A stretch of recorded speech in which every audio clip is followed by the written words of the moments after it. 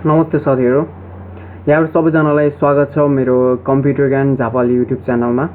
मेरो नाम विनोद कार्की र आज म यहाँहरु समक्ष लिएर आएको छु। हामीले युज गर्दाखेरि कम्प्युटरमा सर्टकट कीहरु युज गरेर गर्न सक्छौं कामहरु। यसले चाहिँ फास्ट गर्न सकिन्छ र स्मार्ट तरिकाले चाहिँ कम्प्युटरमा बसेर काम गर्न सकिन्छ। यिनी सर्टकट कीजहरुको बारेमा आजको भिडियो हुनेछ।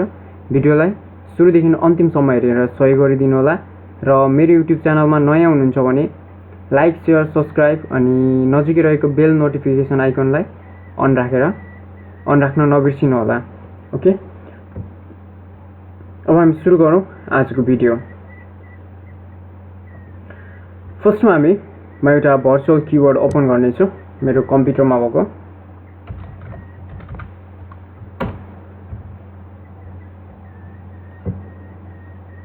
यो मेरो एउटा भर्चुअल कीबोर्ड हो। भर्चुअल कीबोर्ड हाम्रो कम्प्युटरमा भएको कुनै पनि कीजले काम गरेन भने यसलाई युज गर्न सकिन्छ। कम्प्युटरमा भएको कीजहरु प्राय यसमा पनि छ। फंक्सन कीहरु बाहेक अरु कीजहरु चाहिँ छ हामीसँग। यहाँ फंक्सन कीजहरु चाहिँ दिएको छैन यो कीबोर्डमा। हामी अब सुरु गरौँ। ओके, फर्स्टमा रहेको छ। म यहाँनिर नोटप्याड ओपन गर्छु।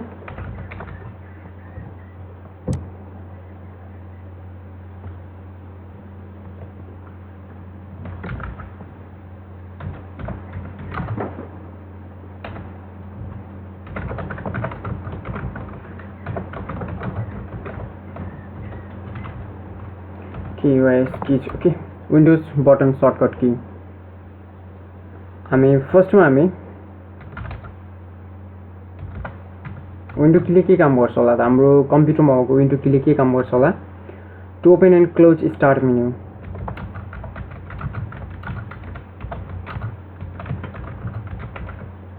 ओके, यहाँनिर भएको विन्डोज की भनेको यसलाई विन्डोज की भनिन्छ। यसले चाहिँ स्टार्ट मेन्युलाई ओपन र क्लोज गर्ने काम गर्छ। यो हाम्रो स्टार्ट मेन्यु हो। यसलाई चाहिँ ओपन र क्लोज गर्छ। जस्तै मैले यहाँनिर गएर विन्डो की बटन प्रेस गर्यो भने यो मेरो स्टार्ट बटन चाहिँ ओपन भएको छ र यहाँबाट फेरि डबल क्लिक गर्यो भने क्लोज हुन्छ। यो मेरो विन्डोज बटनको काम भयो। सेकेन्डमा छ विन्डोज WIN प्लस। मैले डी प्रेस गर्यो भने के हुन्छ होला त? Okay, window plus D press गर्यो भने display desktop by minimising all open program. Display desktop bye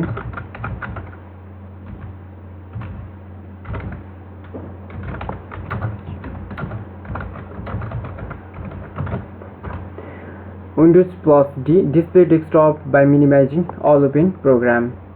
जस्तै मेरोमा अहिले मैले यो कीबोर्ड ओपन गरेको छु र म अर्को एउटा यो पनि ओपन गरिदिन्छु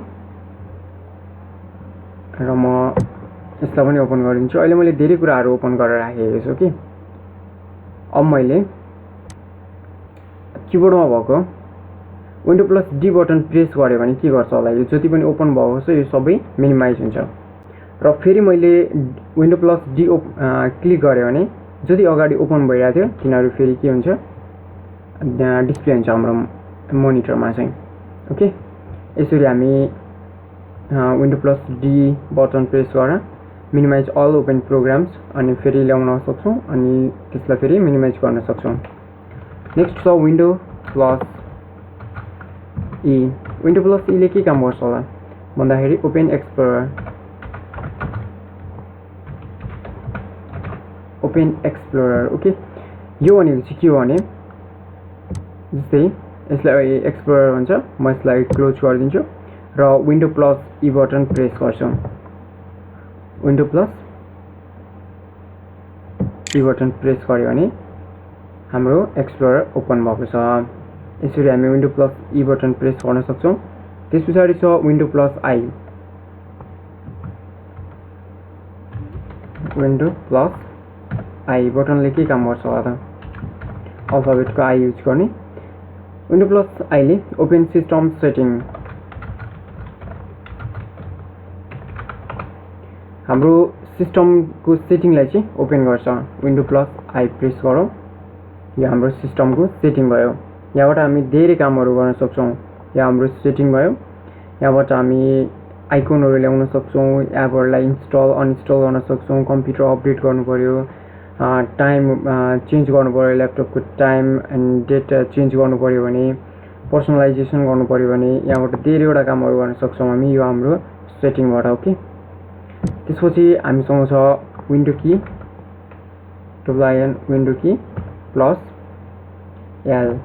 विन्डो की प्लस एलले के काम गर्छ होला त भन्दाखेरि लक द स्क्रिन, यसले चाहिँ स्क्रिनलाई चाहिँ लक गर्ने काम गर्छ।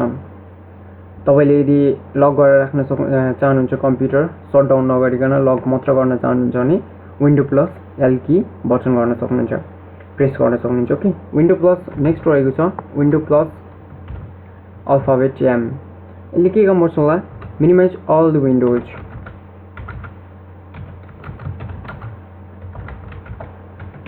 यो दुईवटा कुरा सेम छ, जस्तै मिनिमाइज अल विन्डोज भनेको छ र display desktop minimise all programs भनेको छ। विन्डो प्लस डी र विन्डो प्लस एमले सेम काम गर्छ। जस्तै मैले window plus M button press गरेँ भने मिनिमाइज भयो, तर फेरि window plus M button press गऱ्यो भने जति प्रोग्रामहरू ओपन भएको थियो त्यो सबै आउँदैन। तर विन्डो प्लस डीले मिनिमाइज गर्छ। फेरि मैले विन्डो प्लस डी प्रेस गरेँ भने चाहिँ जति मैले यहाँनिर मिनिमाइज गर्नुभन्दा अगाडि जति प्रोग्रामहरू ओपन गरेको छु तिनीहरू चाहिँ आउने गर्छ। ओके, विन्डो प्लस डी फेरि विन्डो प्लस डी गर्दाखेरि आउँछ। यो दुईवटा डिफ्रेन्स भयो विन्डो प्लस एम र विन्डो की प्लस डीको डिफ्रेन्स। ओके, त्यस पछाडि छ window shift plus M, restore minimise windows गर्ने काम गर्छ। Windows plus F shift plus हामीले Windows key plus shift plus M press गऱ्यो भनेदेखि के गर्छ यसले भन्दाखेरि यसले चाहिँ रिस्टोर मिनिमाइज विन्डोज, यसलाई रिस्टोर गर्ने काम गर्छ।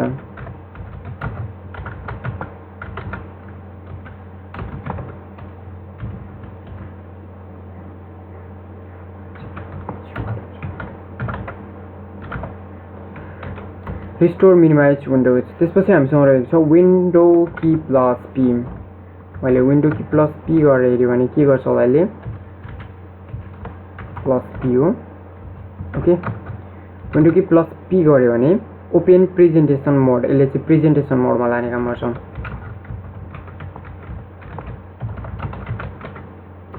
हेरौँ हामी window key plus P press गरौँ, हामीलाई प्रेजेन्टेसन मोडमा लाने गर्छ।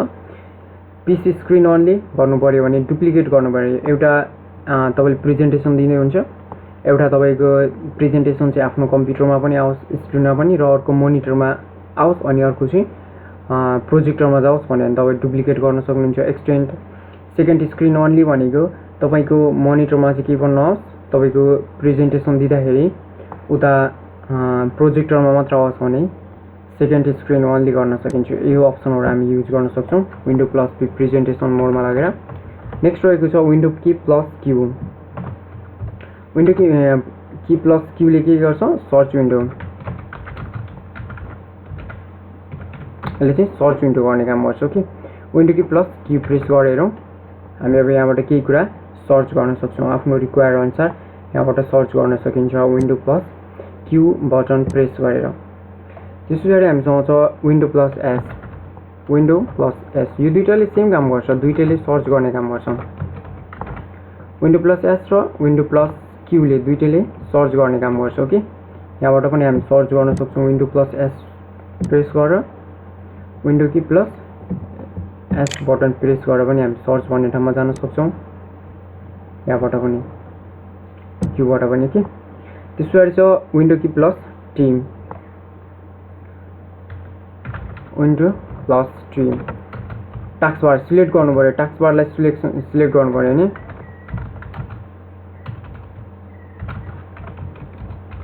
टास्क बारलाई सिलेक्ट गर्नु पऱ्यो भने window plus T button press गर्ने। जस्तै विन्डो प्लस टी म इन्डिभिजुअल यहाँबाट सिलेक्ट गर्न सक्छु, कसलाई चाहने त्यहाँबाट सिलेक्ट गर्न सकिन्छ। कि window plus T button press गरेर मैले प्रेस गरेँ भने अब फाइल एक्सप्लोरर सिलेक्ट भइरहेछ। कि त्यस पछाडि चाहिँ हामीसँग window plus X. Window plus X button छ मसँग, यसले के काम गर्छ होला, ओपन क्विक लिङ्क मेन्यु।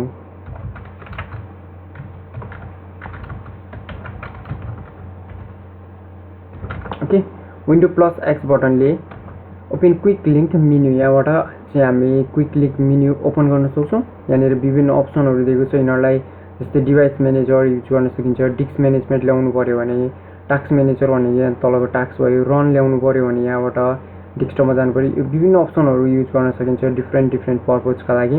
जस्तै कम्प्युटर सेटिङमा जानु पऱ्यो भने यहाँबाट क्लिक गरेर सेटिङमा जान मिल्यो। टास्क म्यानेजर यिनीहरू सबै window plus X button click गरेर चाहिँ हामी ल्याउन सक्छौँ।